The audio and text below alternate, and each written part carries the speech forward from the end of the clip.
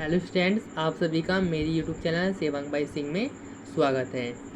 हमने पिछले टर्न पर प्रेजेंट इंडेफिनिट टेंस की एक्सरसाइज कंप्लीट की थी, जिसमें हमारा रूल नंबर फर्स्ट कंप्लीट हो गया था और हमने उसकी एक्सरसाइज भी कल बना ली थी। चलिए आज हमारा रूल नंबर 2 चलेगा प्रेजेंट कंटिन्यूस टेंस का, जिसके हम एक्टिव से पैसिव वॉइस बनाना सीखेंगे। चलिए अब हम रूल नंबर 2 पढ़ते हैं। हमारा रूल नंबर 2 है प्रेजेंट कंटिन्यूस टेंस के वाक्यों की पैसिव बनाने के लिए सब्जेक्ट के अनुसार इज बीइंग, आर बीइंग या am being plus third form का प्रयोग करते हैं। थर्ड फॉर्म हम सभी ये एक्टिव वॉइस से पैसिव वॉइस बनाने के लिए थर्ड फॉर्म सभी में प्रयोग होगी। ठीक है, वो किसी भी प्रकार का टेंस हुई हो। ठीक है, एक बार दोबारा समझ लीजिए। प्रेजेंट कंटिन्यूस टेंस के वाक्यों, जो प्रेजेंट कंटिन्यूस है उसके वाक्यों की पैसिव बनाने के लिए, क्या बनाने के लिए, पैसिव वॉइस बनाने के लिए सब्जेक्ट के अनुसार क्या लिखना है हमें, इज बीइंग, आर बीइंग या am being plus third form का प्रयोग करते हैं। ठीक है, ये प्रेजेंट कंटिन्यूस का रूल है। अब हम इसका प्रेजेंट कंटिन्यूस का स्ट्रक्चर पढ़ते हैं। चलिए अब हम प्रेजेंट कंटिन्यूस का रूल पढ़ते हैं, का स्ट्रक्चर का रूल पढ़ते हैं। ठीक है, प्रेजेंट कंटिन्यूस के स्ट्रक्चर का रूल पढ़ेंगे। अब हमें क्या करना है, ऑब्जेक्ट को सब्जेक्ट बनाना है plus helping verb plus verb की third form plus by plus subject को क्या कर देना हमें, ऑब्जेक्ट। मैंने आपको ये प्रेजेंट इंडेफिनिट भी बताया था और प्रेजेंट कंटिन्यूस भी बता रहा हूँ। सभी के रूल सेम हैं, सभी को इस तरह बनाना है। ठीक है, सभी का पैटर्न बिल्कुल सेम है, बस थोड़ा थोड़ा डिफरेंट है रूल में। ऑब्जेक्ट को क्या बनाएंगे हम, सब्जेक्ट पैसिव वॉइस में प्लस हेल्पिंग वर्ब बनाएंगे हमें टेंस के हिसाब से और सब्जेक्ट के हिसाब से, प्लस वर्ब की थर्ड फॉर्म आएगी प्लस बाय प्लस सब्जेक्ट का क्या हो जाएगा हमारा, ऑब्जेक्ट। चलिए अर्थात करके बताता हूँ मैं आपको। अर्थात पॉइंट फर्स्ट है हमारा, सबसे पहले क्या बनाएंगे हम, ऑब्जेक्ट को सब्जेक्ट बनाएंगे। ऑब्जेक्ट को सब्जेक्ट ही लिखा हमने। फिर हेल्पिंग वर्ब आएगी टेंस व सब्जेक्ट के अनुसार, हेल्पिंग वर्ब लिख देनी हमें किसके हिसाब से, टेंस और सब्जेक्ट के अनुसार। थर्ड हमारी वीडियो है, फिर हेल्पिंग वर्ब की थर्ड फॉर्म का प्रयोग करेंगे। ठीक है, वर्ब की थर्ड फॉर्म का प्रयोग करेंगे हेल्पिंग वर्ब लगाने के बाद। फोर्थ फिर बाय लगा कर सब्जेक्ट को क्या कर देंगे हम, ऑब्जेक्ट हम बाय लगाएंगे और फिर हमारा जो सब्जेक्ट होगा एक्टिव का, उससे हम क्या बना देंगे, ऑब्जेक्ट, और वही हमारा क्या हो जाएगा, पैसिव वॉइस का सब्जेक्ट का ऑब्जेक्ट हो जाएगा। ठीक है, आशा करता हूँ आपको स्ट्रक्चर भी अच्छे समझ में आ गया होगा। अगर आपको कुछ समझ नहीं आया तो आप हमें कमेंट करके बता देना। चलिए अब हम इसके कुछ एग्जाम्पल समझते हैं। चलिए अब हम प्रेजेंट कंटिन्यूस के एग्जाम्पल समझते हैं। मैंने आपकी सुविधा के लिए मैंने 5 एग्जाम्पल अलग अलग तरीके लिखे हैं। आपके बोर्ड एग्ज़ाम में भी और एग्ज़ाम्स में भी इस तरह के ही सेंटेंस आते हैं और मैंने इस तरह ही आपको 5 एग्जाम्पल्स लिखे हैं। ठीक है, चलिए अब हम इन एग्जाम्पल्स को बनाते हैं। मैंने पहला एग्जाम्पल लिखा है, Ramesh is eating mangoes. Present continuous में आप जानती हैं इज़ आता हो प्लस आईएनजी आती है फर्स्ट फॉर्म के साथ। इसमें फर्स्ट फॉर्म के साथ ही आईएनजी आएगी, आपको सोचने की जरूरत नहीं कि इसमें फॉर्म कौन सी है। ठीक है, और मैंने आपको बताया जिसकी 3 फॉर्म होती है और फॉर्म में ही आईएनजी लगी होगी तो आपको सोचने नहीं था। जैसे ये ईट है, ईट में आईएनजी लगी तो ईट इसका मतलब क्या है, फॉर्म है, वर्ब की फॉर्म होगी। तो जिसकी 3 फॉर्म होती है उसमें आईएनजी लगा मिलेगा। ठीक है, इस बात का भी ध्यान रखना। और उसके अगला शब्द क्या होने वाला हमारा, ऑब्जेक्ट, और ऑब्जेक्ट का क्या बनाते हैं हम, सब्जेक्ट पैसिव वॉइस में। ठीक है, तो इसमें क्या हमारा ऑब्जेक्ट मैंगोज, और मैंगोज को क्या ले आएंगे हम, सब्जेक्ट बनाना। देखिए हमने मैंगोज लिख दिया स्टार्टिंग में। मैंगोज माने आम बहुत सारे हैं, एक मैंगो तो एक आम, तो मैंगोज है तो बहुत सारे आम हैं, तो मैंगोज के हिसाब से क्या जाएगा, आर आ जाएगा। ठीक है, फिर हमें बीइंग लाना, मैंने आपको बताया था सब्जेक्ट के अनुसार इज बीइंग, आर बीइंग या एम बीइंग का प्रयोग करेंगे। प्रेजेंट कंटिन्यूस में बीइंग आएगा प्लस वर्ब की थर्ड फॉर्म आएगी ईटन, फिर आएगा बाय और फिर आएगा बाय आ जाएगा, क्योंकि सेंटेंस में कुछ बच नहीं रहा तो बाय आ जाएगा। फिर बाय लगाने के बाद क्या लगेगा, सब्जेक्ट का ऑब्जेक्ट रमेश। ठीक है, सेकंड है हमारा, they are not doing the work. Doing आ गया, मतलब डू की 3 फॉर्म्स होती है, डू की सेकंड फॉर्म भी डन और थर्ड फॉर्म भी डन होती है। ठीक है, तो द वर्क हमारा क्या आ जाएगा, ऑब्जेक्ट का क्या आ जाएगा, subject the work. The work कार्य एक होता है तो एक वचन के लिए तो ये जाता है, हमारा एक्टिव में नोट है तो पैसिव में भी क्या रहेगा, नोट आएगा। नोट हमारा हमेशा बीइंग से पहले आता है, इस बात का ध्यान रखना। नोट, बीइंग, फिर थर्ड फॉर्म आएगी वर्ब की डन, और फिर बाय, और देगा क्या हो जाएगा, दैम। क्यों हो जाएगा, क्योंकि मैंने ये सब्जेक्ट को ऑब्जेक्ट में आपस में परिवर्तन है, मैंने आपको फर्स्ट लेक्चर में बताया था, उसमें जाकर आप देख सकते हैं। चलिए अब हम तीसरा सेंटेंस बनाते हैं। मैंने थर्ड सेंटेंस लिया है, is Meera not singing a sweet song question mark. ठीक है, तो इसमें सिंगिंग में लग रहा है आईएनजी, तो इसका मतलब ये होगी वर्ब की फॉर्म। ओके, वर्ब की फॉर्म है, तो इससे अगला शब्द क्या होने वाला है हमारा, ऑब्जेक्ट। ऑब्जेक्ट क्या बनाना पड़ता है हमारा, सब्जेक्ट। तो ए स्वीट सॉन्ग्स पूरा ऑब्जेक्ट है, क्या है, ए स्वीट सॉन्ग पूरा ऑब्जेक्ट है। तो याद रहेगा, सब्जेक्ट बना लेंगे, सब्जेक्ट से पहले ये क्वेश्चन मार्क वाला चले, तो इससे पहले क्या आएगा, ए स्वीट सॉन्ग, एक मीठा गाना। ठीक है, एक अच्छा सॉन्ग। ठीक है, तो एक ही है गाना, तो ए लग रहा, तो इससे पहले क्या जाएगा, इस एक वचन में है।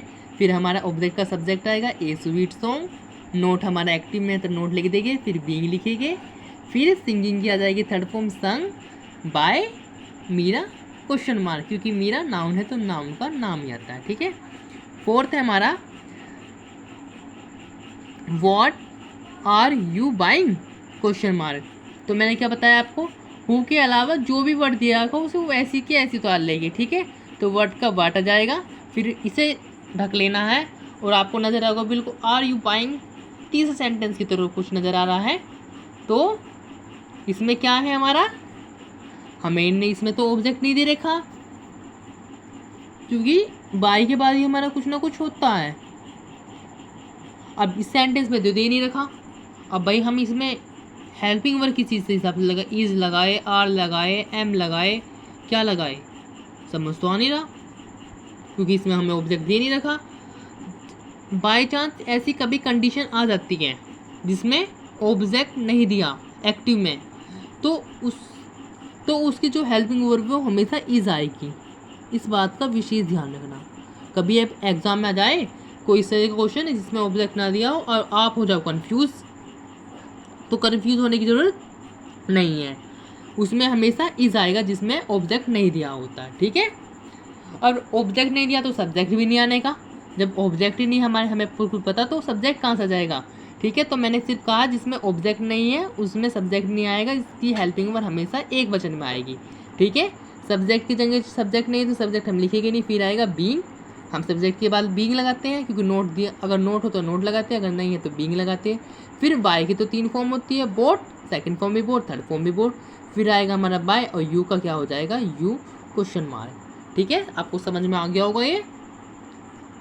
फिर पढ़ते हैं, how many apples are you buying. ये भी क्वेश्चन मार्क से शुरू हो रहा है, तो मैंने कहा है जो भी हु को छोड़कर, WHO हु को छोड़कर जो भी क्वेश्चन मार्क से स्टार्ट हो उसको हम वैसी का वैसे उतार ले जैसे एक्टिव में दिया हो। जैसे हाउ मैनी एप्पल्स, तो हाउ मैनी एप्पल्स को बिल्कुल ऐसे उतार लेंगे पैसिव वॉइस बनाते टाइम।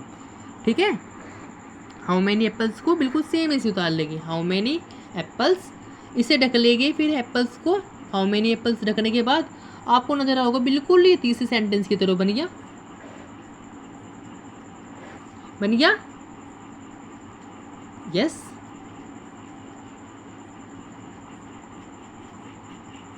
हमारा fifth sentence, how many apples are you buying, how many को ऐसे लिख लेंगे, फिर आपको नजर आएगा बिल्कुल तीसरे सेंटेंस की तरह बन रहा है, मतलब कि चौथे की तरह बन रहा है, क्योंकि आर यू बाइंग आ रहा था, इसमें भी आर यू बाइंग इसमें भी आ गया। हाउ मैनी एप्पल्स को ऐसे लिख लेंगे, फिर क्या बन जाएगा, क्योंकि इसमें भी ऑब्जेक्ट नहीं दे रखा, तो इसमें भी क्या लिख देंगे, इज, फिर बीइंग, फिर क्या आ जाएगी बाय की थर्ड फॉर्म बोट, और फिर आ जाएगा बाय यू क्वेश्चन मार्क। एक बार दोबारा समझ लीजिए, हाउ मैनी एप्पल्स को बिल्कुल ऐसे उतार लेंगे, क्वेश्चन वर्ड को ऐसे उतार लेना, सिर्फ हु के अलावा, WHO के हु के अलावा बिल्कुल इससे हाउ मैनी एप्पल्स को इसी तरह उतार लीजिए। ठीक है, अगर हु है तो उसे बाय हु में चेंज कर, अगर हु के अलावा कुछ हो रहा है तो उसे बिल्कुल ऐसे उतारे जैसे एक्टिव में दिया, हाउ मैनी एप्पल्स को ऐसे उतार लिया। फिर ये बन गया सेंटेंस बिल्कुल फोर्थ की तरह, आर यू बाइंग। ठीक है, तो भाई आर हो गया, बाय के क्या फॉर्म्स होती है, तीनों, सेकंड भी होती है, थर्ड भी होती है, उस ING उसमें मिलेगी जिसमें तीन फॉर्म होती है। और उसके बाद क्या होता है ऑब्जेक्ट, ऑब्जेक्ट क्या बनाते हैं हम पैसिव वॉइस में सब्जेक्ट। अब इसमें तो हमें ऑब्जेक्ट भी नहीं दे रखा तो हम सब्जेक्ट कैसे लाए, का बड़ा कन्फ्यूजन है भाई। कन्फ्यूजन की बात भी है भाई, ऑब्जेक्ट हमें एक्टिव में दिया नहीं और सब्जेक्ट के हिसाब से फिर हेल्पिंग वर्ब क्या आ जाएगी, सब्जेक्ट क्या आएगा, सेंटेंस बनेगा कैसे, ये तो गलत है। ऐसे ही क्वेश्चन उठते हैं फिर वर्ड में, गलत नहीं है। इसे हमेशा ध्यान रखना, अगर कभी भी एक्टिव में ऑब्जेक्ट नहीं दिया है तो पैसिव वॉइस में हमेशा हेल्पिंग वर्ब एक वचन की आएगी। बिल्कुल ध्यान रखना, कभी कभी एग्जामर ऐसे भी क्वेश्चन दे देता आपको गुमराह करने के लिए, अब आप वहाँ कन्फ्यूज हो जाते हो तो छोड़ के आ जाते हो। ये बहुत ईजी है। हाउ मैनी एप्पल्स ऐसे उतार दिया, फिर आएगा इज एक वचन, वो बहुवचन में दिया हो ऊपर यू किसी में भी दे रखा हो एक वचन, हमेशा एक वचन की हेल्पिंग वर्ब आएगी जब ऑब्जेक्ट नहीं दिया हो। पैसिव वॉइस बनाते समय किस चीज़ की, अगर एक्टिव में ऑब्जेक्ट नहीं दिया है तो पैसिव वॉइस बनाते समय हेल्पिंग वर्ब हमेशा एक वचन की आती है। फिर आएगा इज आ जाएगा, इज लिखने के बाद हमें सब्जेक्ट दे नहीं लगा, सब्जेक्ट की जगह जाएगा, बीइंग लिखते हैं तो बीइंग आ जाएगा। फिर लिखते हैं हम जिसकी तीन फॉर्म होती है, बाय की तीन फॉर्म होती है, फिर हम लिखते हैं थर्ड फॉर्म का प्रयोग करते हैं, वर्ब की थर्ड फॉर्म वॉट होगी, फिर बाय का यूज करते हैं और फिर हम यू का यू लिख देते हैं और फिर क्वेश्चन मार्क। आपको बिल्कुल अच्छे समझ में आ गए होंगे 5 के 5 एग्जाम्पल मैंने बहुत अच्छे समझाया। अगर आपको कुछ भी अभी भी समझ नहीं आया है तो आप मुझे कमेंट करके ज़रूर बता देना, ठीक है। ये हमारे 5 के 5 एग्जाम्पल्स है, मैंने बिल्कुल आपको अच्छे समझा दिए हैं, आपको अच्छे समझ में भी आ गए होंगे। अगर आपको इसमें कुछ समझ नहीं आया तो आप मुझे कमेंट करके ज़रूर बताना, और आपको मेरी वीडियो कैसी लगी ये भी मुझे कमेंट करके ज़रूर बताते रहना, ठीक है। आपको बिल्कुल आपके बोर्ड के हिसाब से तैयारी करके ले चल रहे हैं, 9th क्लास हो, 10th हो, 11th हो, 12th हो, ये वीडियो सभी के लिए यूज़फुल है।